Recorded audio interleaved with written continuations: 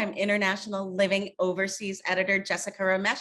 Welcome to the Zen of International Living, where we discuss the ways in which international living or an international mindset can impact your well-being and enrich your life. I am once again coming to you from my hometown since 2005, Panama City, Panama. Joining me today, also from right here in Panama City, is Khymberlee Lewis, founder of the I Did Something Good Today Foundation.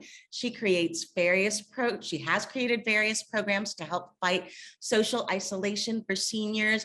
She has spearheaded a senior radio station. This is a free app. Look for it. You can download it on your phone. Nostalgic Radio, and they play music from the 40s all the way up to the 70s. Old time radio format with mystery theater, dragnet, and more. Make sure to look for that. Her program, Connected Senior, provides amazing fun things like training if you'd like to learn how to better use the internet. Khymberlee, welcome. I so appreciate you joining me. Thank you so much for having me. I'm so excited to speak with you. Me too, so excited. And we have a lot to talk about. But first, I have to say that we met in one of the more unusual places you can meet someone in Panama City. Everybody, I was invited by a friend to a private cigar club here in Panama City. It has an outdoor patio. You, Khymberlee, were also there that day. Can you tell us all a little bit about how you got interested in cigar clubs? And I would love to hear between LA and Panama City, how do they compare? How was that experience for you here in Panama? You know what, surprisingly, it was the same. I was really impressed with that club. The way they had it laid out, I was not expecting it to look as wonderful as it did. But okay, so I got into cigars because, and I don't, just for the record, you know, it's kind of like me and drinking. My friends still say I don't drink because I don't really drink that much, and I don't smoke cigars that much either. But I don't know, everybody else had a vice and I didn't have one. So I'm like, you know, and I didn't like cigarettes, and because I wasn't going to inhale anything. So I'm like, why not the cigar? You just puff it out. So I'm like, hey, and it looks kind of cool. So, but I love the club. I loved the way it was set up. I love the cigars. And I found, well, first of all, here's my box. Ah, beautiful. So this is one of the longer cigars. I see. This is my cigar holder when I want to take one on the road. Got all the paraphernalia now. I do. And I just bought myself a really cool lighter by Cohiba. And it is really awesome. Ah, very sleek. And it has its own cutter. Of course. Got to have all these tools. And then I learned about this Monte Cristo. They have miniature cigars. So if you want to feel like you're smoking a cigarette, but it's a cigar, then there you go. So I haven't tried that yet, but we'll see what happens. More than likely, I'll probably end up giving some away. But you know, it was just kind of cool. You know, it's just something that it's a conversation piece. What I've learned regarding the cigars and the length, I've been learning a lot. So like this one, which is still in the wrapper, because I have not had about an hour and a half to sit down and but depending on the length is how long it typically takes to smoke it. So I typically get the little short ones like you saw me have at night, and so I get it over when I gotta go. But it's just so much fun. And really cigar smoking is really more of I guess like wine, right? You know, people are connoisseurs of wine and everyone gets together, and it's really a great conversation piece, and it really just starts conversation. And that's really what goes on at the cigar bars. You know, it's like a little private club, everybody comes in and, you know, you have a smoke, but you're really just engaging in that conversation, whether it's one-on-one or with a group. So it's just a lot of fun. I hear you. And I'm not a cigar smoker, but I went to check it out to see And I think this really speaks to what we have here in Panama. Very often expats will ask me, potential expats will ask me, what am I going to do for fun? Whatever my interests are, am I going to find groups when I get down to my expat destination, whether that's in Panama, in France, or wherever you are?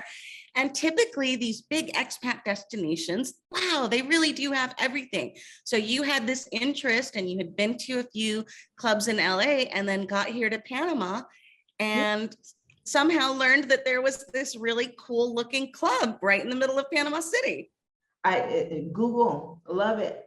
I just started Googling. I'm like, cigars near me. And you found it. There you go. Nowadays, it's so much easier to find that stuff too. It used to be a little bit harder, didn't it? Oh my gosh, what would we do without the internet? What would we do? Indeed. Well, so we had a really, really fun first meeting. I really want to get into the cool stuff that you're doing now that you're here in Panama. Can we start though with a little bit of background information? What were you doing in California? What made you wake up one day and decide to move to Panama? What put Panama on your radar? Tell us all about that, please. Oh, wow. Okay. So I've always wanted to move out of the United States ever since my first year in college. However, I couldn't because I was a young mom. And so we mothers have to sacrifice. But, I always joked with my kids, but they knew I was serious. I said, okay, when the last one graduates college, what we will do is when I'm on my way, we're going to pack the car and put your stuff in there for the dorm. And then I'm going to go straight to the airport with my suitcase and leave the country. That it didn't quite work that way. So I started working in homeless services and things. But honestly, it's just, I've always been a seeker and explorer. I always wanted to learn 5 languages. I'm not there yet, but that's the goal. But in living in America and seeing, so I guess, let me just start from my perspective. I've been volunteering. I started volunteering with homeless population and seniors when I was 15 years old, and I've done it all my life. And Wow. when you look at life from that perspective and what the needs are, and obviously it's mostly housing and things are too expensive, the wages aren't keeping up with the inflation, and we have more people that have never been homeless before on welfare or anything on the streets right now. Right now in Los Angeles, we have over 160,000 people on the street and homeless. But the media will show you the mentally ill and the drug addicts, and they're not the majority. It's people like you and I that still work that are the majority, and that's the ones that they're hiding. So when you look at things from that perspective and you are caught up in it, yes, I'm working, yes, I get a paycheck, but how much of that paycheck do I get to have fun with? And then you sit and you realize that, gee, I'm living to work. I'm not working to live. And that's not the way to be. And that's not what I believe we were put here on this earth to do. Things don't have to be the way that they are. So, some of us, which I label as expats, we kind of wake up and realize that, and we get the heck out.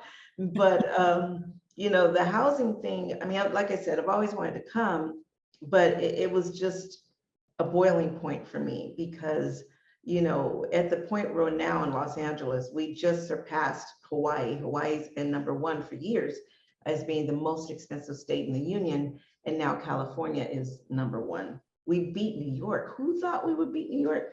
New York has been #5 and 4 for years. California has been #2. So now we just took the #1 spot. And usually #1 is a good thing, but not in this case. So, when I see the people I was helping, even myself, landlords are saying, hey, Khymberlee, you've been a great tenant. You've been paying $1,500 a month. That's great, but I can get $3,500 for this. So here's your 30-day notice. You can pay it or you gotta get out. So all of that's happening. And I'm thinking, even if you can't afford it, why would I do that for rent? That's a mortgage, right? But then again, how can you get the mortgage when that's going up and you can't really afford things in your area? So who wants to stay on that hamster wheel and fight, fight, fight? Life is too short. I'm not a spring chicken. I'm not getting any younger. So I don't want to fight anymore. I just wanted to live my life, be happy, meet people. I still work remotely, but it was really about quality of life. It's that old saying, you want to be able to slow down so you can live your life full measure. Yes. And that's what I want to do. Yes, I want to keep my cape on and try to save the world, but at some point it's about self-preservation. And it's like the airplane thing. If you don't put the mask on yourself first, then you can't help the person next to you or your kids next to you, whomever. So I have got to take care of my mind, body, and spirit, and then I can be in a better place to do more things, to do the things I love to help people. But I had to get out of that. And Absolutely. the reason why I chose Panama, I was looking at Ecuador and Panama for the last, I want to say 5 years, because that's when I really started planning my exit. And the reason I chose these two to look at is because, when you're moving, you want to make it easy. It's another country. I've lived in other countries before for a short time. And last year, actually, I was in London for 3 months, and I was considering London, but come on, our US dollar sucks. So I lost 40 cents on a dollar. And so it became if you're not working in pounds, then forget it. It's just ridiculous. So it's just easier looking at these two countries because they were the ones who still use the US dollar. And Right. then when it came between the two during COVID, I was watching how both was handling it. And I really didn't like the way that Ecuador was handling it at the time, at least for me. So, and then I looked at the economy didn't seem as strong as Panama. So I just figured, you know what? It doesn't hurt to come and start here. But honestly, I've only been here a few months since May, but you can feel in your spirit when something's home to you. And for me, Panama will be home. This is it. So I love it. That is really exciting to hear. And as you say, it's fun and educational to sample different countries. I was so interested to hear from you that you had spent 3 months in Indonesia as well. So you really did kind of travel the globe and sample a bunch of different stuff, didn't you? I did. I went to a couple of other countries, but wasn't there long enough, not near long enough. I would love to go back, and one of those is Japan and Taiwan. I didn't get a chance to stay there long, but I knew it was kind of going to be between Bali, because Bali I really enjoyed. Talking about the cost of living, that was the only country I've gone to where I was actually a millionaire. Because you exchange $100 in American money, and then you get what did I get? 1.2 million in rupees. So I was like, I'm a millionaire. Woohoo! Yeah. But it did go a long way, and it was very inexpensive to be there. Lobster, I enjoyed my lobster, live, fresh lobster. In American dollars, it was only $9. So, Unbelievable. your money goes a long way there if you don't try to live like an American. So, Right. but yeah, it was great. But I have had Spanish for learning Spanish for years, like from 7th grade all the way to the 2nd year in college. And my best friend was from Argentina, so she would only speak to me in Spanish. So 35 years ago, I was really good. But she left. We didn't have a huge Hispanic population at the time, so it really wasn't a need for it. But as it came, you're working, I didn't have time to really go back and learn too much. So that's kind of why now I'm can understand about 85% of what someone's saying to me. But Great. responding is a whole nother thing. I'm like, okay, how do I say that? I know what they're telling me, but that's where I am now. So, it's really cool to be able to come here, and I know give myself 6 months, then I should be okay, because I'm starting to pick back up. So I want to, get to that goal of 5 languages. So after Spanish comes Italiano. Mm. We can practice that too. I love Italiano, and I'm very just conversational Italian. Oh, see, you're way past me. Well, so, talking about language, though, this is the part of the really interesting and fun part, and also for a lot of people, a source of some apprehension when it comes to moving abroad. What were those first days in Panama like? Tell me about your landing and what it was like finding an apartment and just getting that initial stuff done. Was it pretty easy, or were there some challenges that you hadn't expected? You know what? For me, I was so blessed. It was really easy for me. I started looking, and I would say the last straw for me of like when I said, okay, I'm leaving, because I actually didn't plan to come to Panama till next year. I had just moved into a new apartment, and but at the same time, I moved into the apartment in February of this year. In And California? yeah, in California. Then at the same time, my daughter got a promotion and her whole company was moving to Florida from Los Angeles.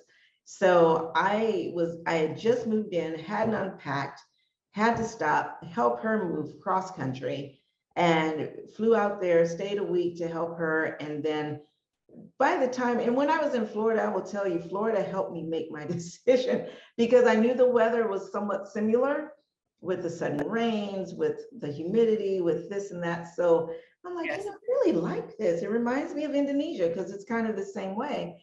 And I kid you not, when I got home, I sat down and I looked at everything. I'm like, you know what? I'm leaving. And I literally sent the email to the landlord and I said, hey, I'm leaving. I wasn't happy there anyway. And even though it was only 2 months, it was 2 months of people partying. So I was like, I'm leaving. I was like, I'm posting this on the internet. I'm going to help you find someone to replace me. If you have someone you want to show it, I'm very open, doesn't matter, but I'm out of here. So it was just it was a great decision. And in that moment is when I got on the internet and I was like, okay, let me look for a place. And this lady just kept popping up and popping up and popping up.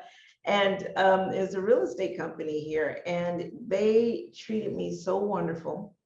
I got I found it. I was looking at her website, selected 2 of the apartments that she was advertising. I sent her a message. Now it was late at night, so I didn't expect to hear from her, but she messaged me back. And then right in that moment, she goes, hey, let me see if I can get the landlord to even go down a little bit more for you, because the landlord, the person that owns this is in China. So she messages him and she goes, yeah, he says, yeah. And so I sent her my passport. I got the letter from my bank and she sent me that. Bottom line, within 24 hours, I signed the lease. And her and her husband, he takes very good videos. So, I mean, the apartment looked exactly like I expected it to look like. So it was really easy for me because I actually got someone that was professional, integrity, and all of that. I had reached out to 2 other places and never heard from them, but she responded even after hours. So I'm like, okay. So that part was really easy for me. Now, Very cool.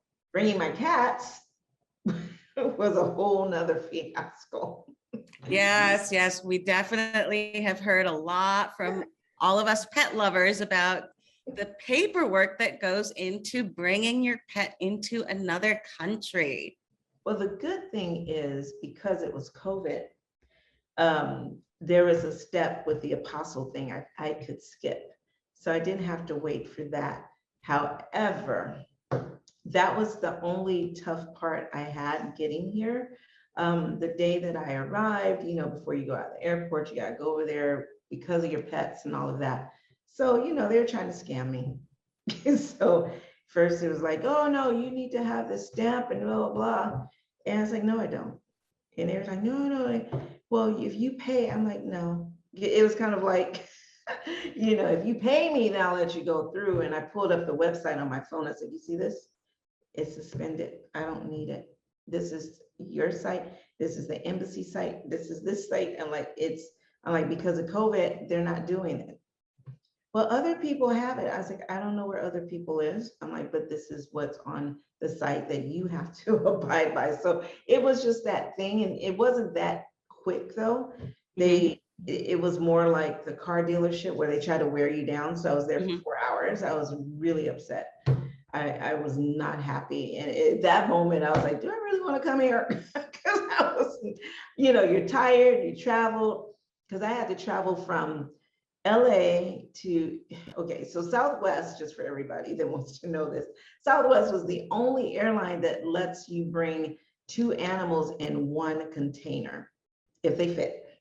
And so, but they didn't have a direct flight to Florida. So, and the reason I had to go to Florida is because COPA does not allow that. So I had to fly from Los Angeles, go to Texas, get to Florida, so my daughter could come here with me the next morning so she could bring the other cat in a separate container. So it was quite, that was the animal part, I would say, was the toughest, not the housing. The housing has been quite easy. Gotcha. And it's so interesting too, because sometimes it just depends on who we get that day at the airport. And as potential expats and as expats, sometimes we are going to have a bad experience. Not everything can be 100% smooth. So it's always interesting to hear about those experiences as well, and just kind of understand that, yes, it can absolutely happen. Mhm. Well, you are entering into, I believe, a whole new realm here in Panama, starting up this new project. And I definitely want to talk about the group, the socializing, and where this started with Internations and where you're taking it now. Do you want to take us through all of this? Yes, so I have been a member of Internations since 2014 when I first went to Indonesia. And I really enjoyed the concept of being able to gather and meet like-minded people and actually meet up in person. But like everything, there's pros and cons in certain things, especially when you're one of the organizers. So what I've done is, and I love meeting people, it's just, and that's why I've always wanted to travel, right? So what I've done, I created a club. It's called the I Club, stands for international, because we're all international. We are. And so the I Club, what I do is I create events, experiences for people, and we just have a great time. So last Friday, we were on a yacht for a sunset cruise. It was amazing. You get to see the Panama skyline from a whole different vantage point. And pretty soon we're going to do a helicopter one. And then we go to different restaurants where I've made wonderful friendships with the managers or the owners. Chevrolet is one of those. We're getting ready to do a fondue night and then another cheese tasting and things of that sort. We have rooftop Wednesdays, which we're having one tomorrow. So, we'll be at the top of the JW. So, just all these different experiences, whether it's dinner, whether it's a trip to the beach. Another one I'm setting up right now is we are going to be going to Tobago, to that beautiful resort, and we're going to have dinner, but we're taking the yacht to dinner and then taking the yacht home. So you will have a nice, wonderful evening cruise on the way back. So it just different things, people love to have these experiences, but the experiences are always better when you have a wonderful, like-minded group of people together. So that's how it Absolutely. started. Absolutely. And so you started putting this together, and tell me a little bit about now morphing it into an officially founded Panamanian company. Yes, and I'm excited for two reasons because one, again, it's just something I love to do. And what better business, again, when we go back to why we all want to leave, wherever we're from, and we want a different lifestyle. I want a different lifestyle, and I don't want to be on the hamster wheel, and I don't want to live to work. I want to work to live. And honestly, when you're doing, the events, it's work. Trust me, it's work, but it's so much fun. It's like, the work is going around, scouting places, having these meetings, preparing. but then I actually get to sit down with you and have a good time. So it doesn't really feel like I'm working. Versus when I have done professional event planning, and I used to even do those big $1 million technology conferences. That's work. And there is no sitting down with people, and there is none of that. So this is like when we were on a yacht, I'm sitting at the front going, I'm queen of the world. It was so much fun. So I just get to basically live your passion and do something you love, because like they always say, you do what you love, the money will come, because money's not my first forethought. It's really just making people have fun, meeting great people, creating good experiences, new friendships, and then the money comes, and not looking for a ton of money at all. You just want to keep it running. The other good thing that it does for me, also because they changed the Friendly Nations visa. It's not gone, they've just changed it. So besides ownership of a property, if you have a business that is actually running, then you can still get your residency that way. And I was gonna, when I started the program, the iClub, I was actually gonna, I'm just so used to it because I'm American. I was gonna start in America, and I'm like, wait, why don't I start it here? I'm like, okay. And then when I met with my lawyer who was going to help me with this, she goes, this is going to help you with your residency. I'm like, it is? And then she explained everything. I'm like, oh, okay. So it's kind of like a win-win. I get to do that or have that by doing something I love. But that's really how it came about. So you're killing two birds with one stone, starting something, using your expertise to start your own business here in Panama, but one that will allow you to have a little bit more fun. And that also helps you meet the requirement for the Friendly Nations residence visa here in Panama. This is fantastic stuff.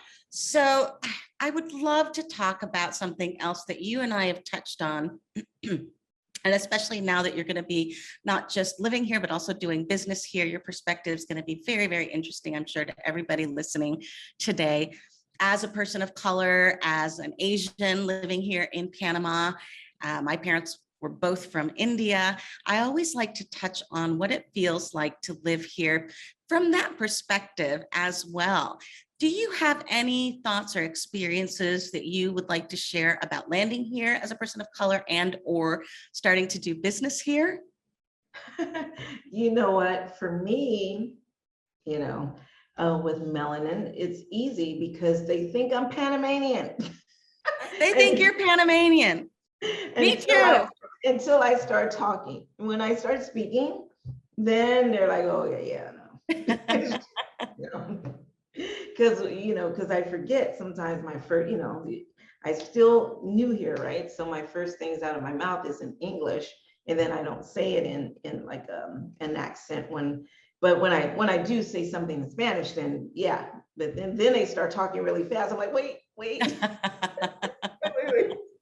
I'm like, slow. So for that part, for me, and I'm gonna just be honest, I'm gonna speak in general. Of all the places I've been, I am only reminded of my color when I go home to America. That is the only place I'm reminded. My experience here has been wonderful. I do know that some expats, I mean, not expats, some Panamanians are not happy about expats being here. I'm learning those differences. It's not very many, but they feel that people come and take advantage. And in all fairness, I kind of agree, which is why they changed that Friendly Nations visa, because people would come, start a business just to get the residency and run back to their country. And it's kind of the other bird that I'm kind of killing with the iClub is, yeah, it's fun for me and I want to do things for people, but I promised myself early on, just like I promised myself I would start a nonprofit, that I would only do stuff going forward if it was going to help people. And the way my iClub helps people is because I get to help bring money. I get to help the economy. I get to bring people to all of these businesses and hopefully keep them busy to the point where they'll have the need to hire more people. So that Mhm. helps people, that helps the economy, helps families. So that's really my thing about that. Whereas when you have people that just take of things and they just start something and the company's dormant, they have really no plan to do anything, they just wanted the residency. Yeah, I would be upset about that too.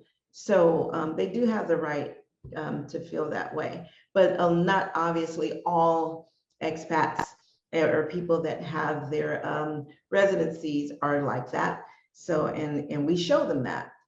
But I've not had any bad experiences here. I'm noticing that it's more no racism. I say it's more classism here. Mhm. Mhm. That does exist. So, and it reminds me of England because they're all about classism.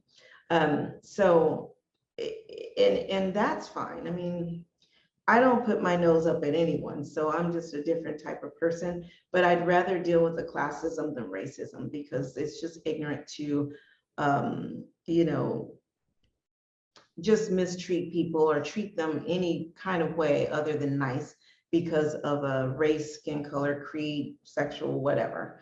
So, so here which is probably why I said when I got here, and even in my first week, I knew that this would be home for me because I just felt it in my spirit. I really adore it. And there's no perfect place, but there's always a perfect place for you. And for me, this is number one on my list to make my permanent home.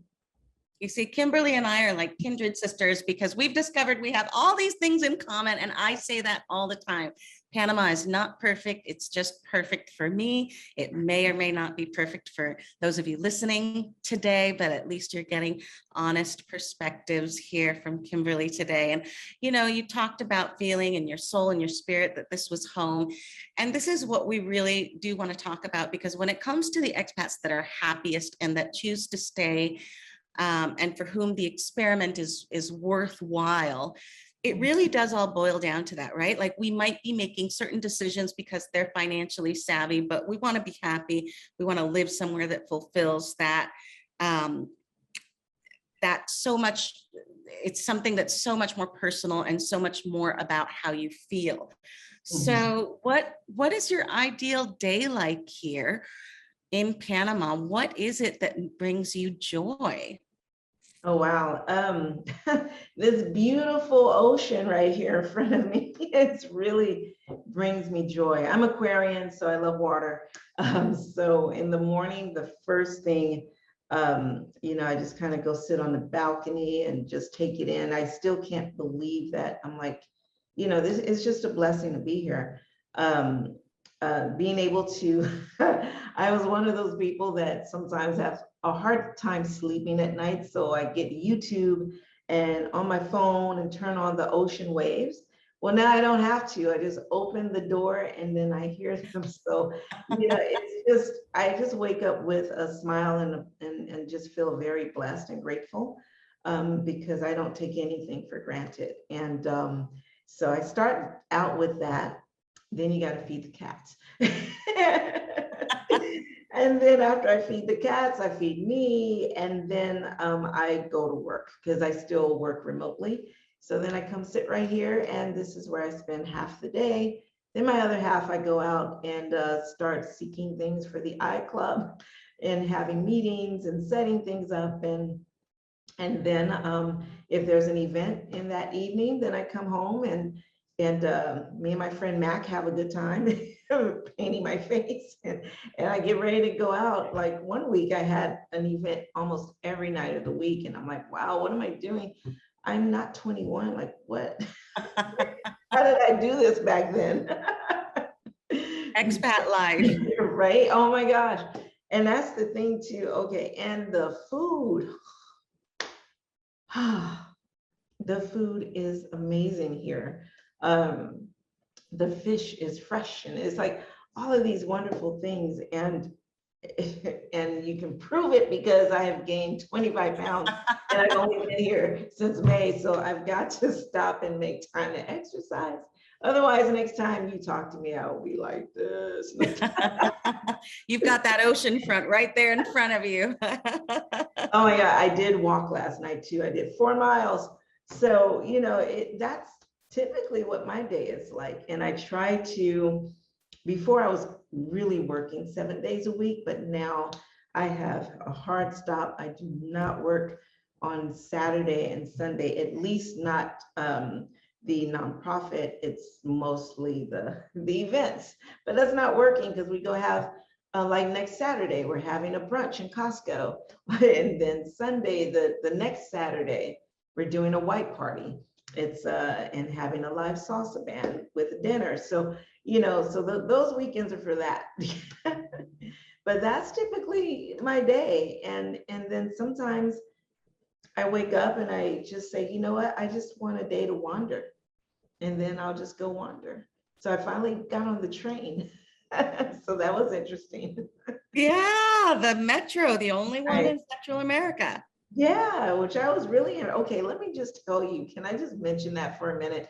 The train was so clean. I was with my friend and she was tripping out because I just kept saying, I cannot believe how clean this train is. Not one stitch of graffiti. I mean, not one. No, I mean, I have got to send you a picture of the train in LA. Then you'll know why.